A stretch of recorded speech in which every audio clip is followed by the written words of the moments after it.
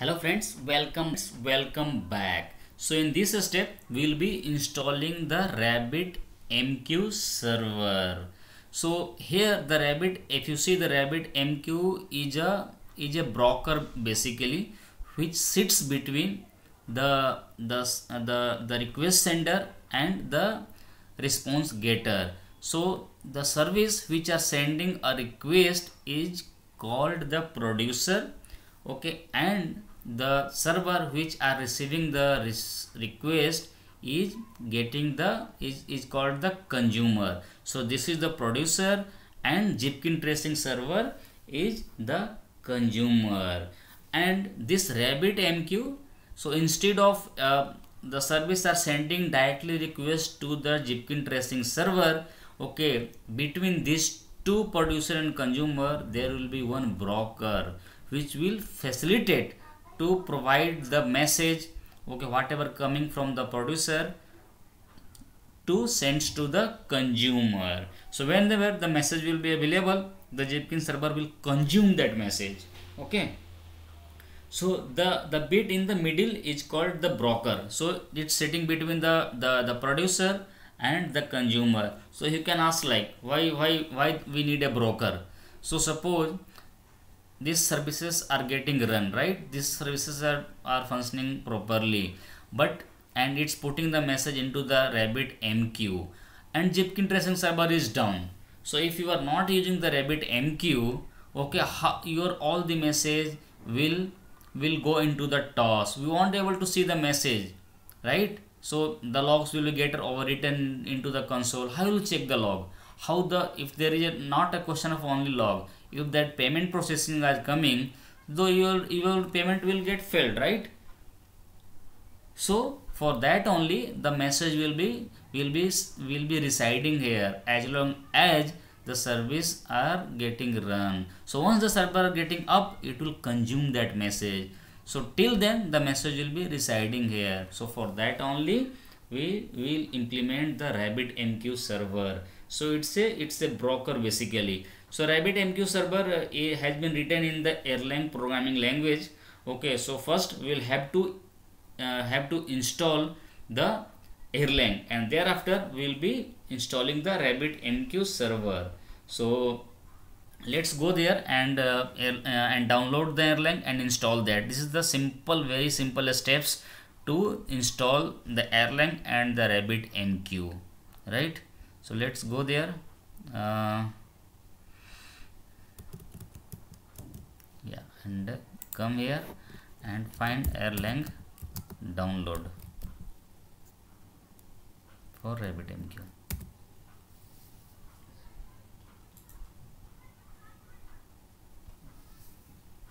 Okay, so if you come here, Erlang version requirement, Erlang, yeah, come here.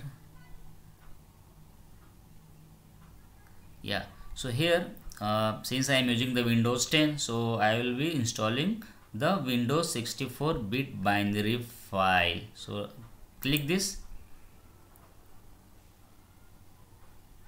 Okay, if you see here the OTP Win64, it's getting download. It will take some time to download the file, so let's wait. Yeah, so now it has got downloaded OTP Win64 23.1 version. Go to the folder. Okay, maximize this. It should be a cakewalk, so double click this.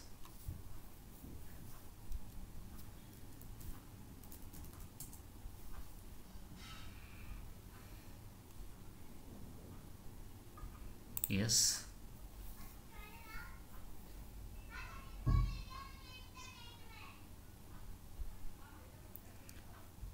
it's verifying installer. Click next, next, and install. Okay, so let it installed.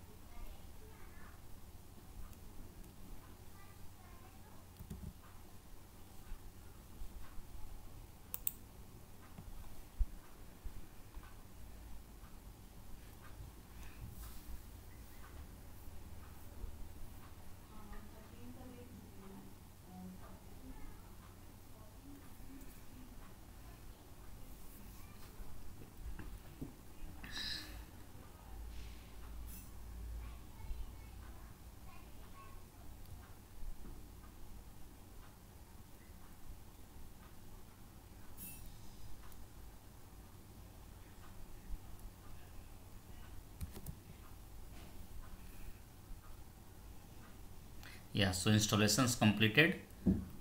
Close this. Now we have installed the Erlang. Then we will go and we'll install the RabbitMQ. So installing the RabbitMQ, you can directly go to the RabbitMQ.download here. Download and installing RabbitMQ. Click this.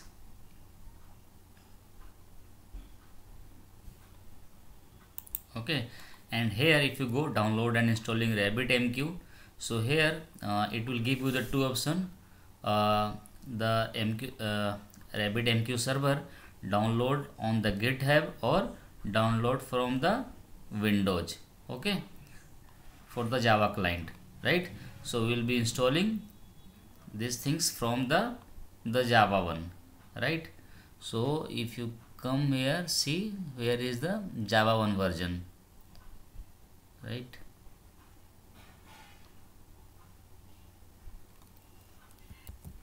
Yeah, so you can install the anyone. So let's pick this one, the download on GitHub, not cloud.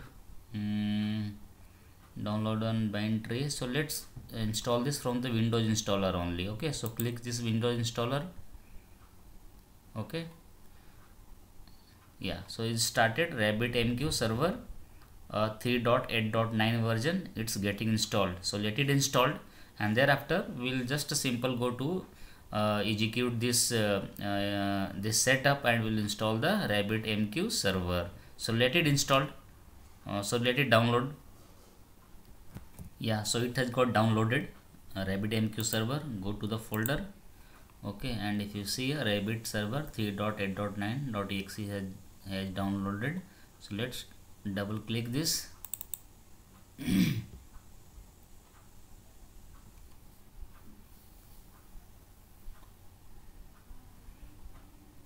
Windows Portfolio Microsoft Defender prevented an organized app for starting. Running this app might put your PC at risk. More information. Run anyway.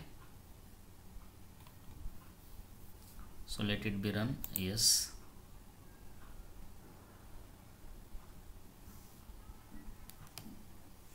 Next, C drive program files RabbitMQ server. In this place I am getting installed. I am installing this on the C drive program files.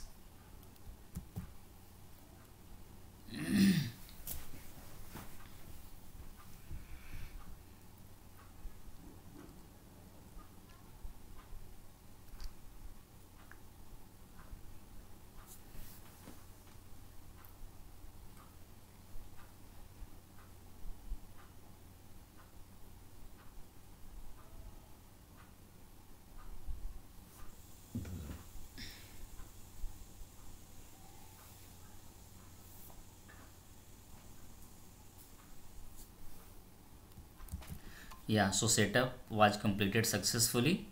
Next, and finish this. Okay, now if you can go to the C drive, the program files and RabbitMQ. See if RabbitMQ has come. Yeah, RabbitMQ server.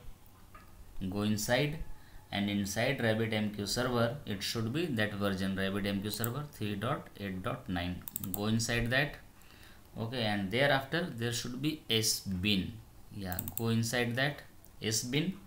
Okay, copy this path, Control C or right click, copy, go to the command prompt,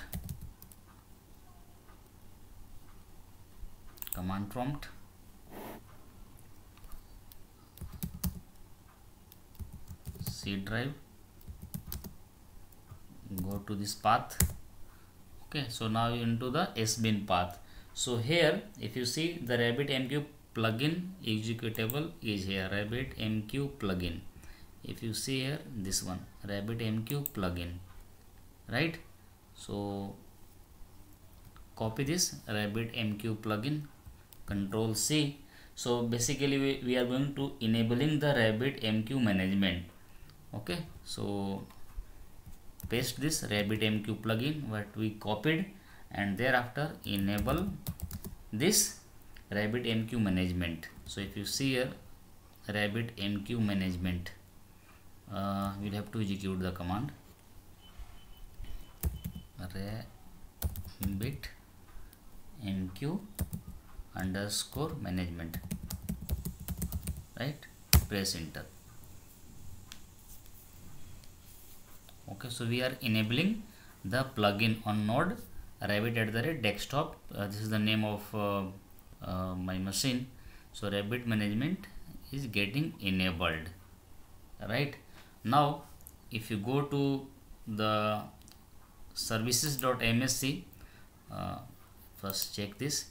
So applying plugin configuration to rabbit desktop, this rabbit management agent review. Yeah, so started 3 plugin.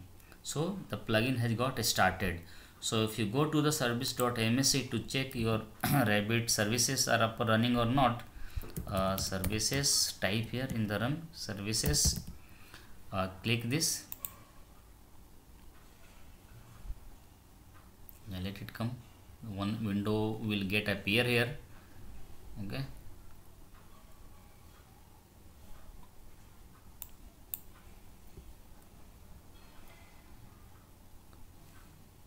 okay, what happened? Services, right? This one, yeah, it's came, it's slow right now. Yeah, it came here, services. If you type services here, you need to open here and find here RabbitMQ, RABBIT RabbitMQ. It's running, right? If you want to stop, you can stop this. If you want to start, you can start this. So it's already running by default, so no need to run again. If you want to stop and restart, you can do this.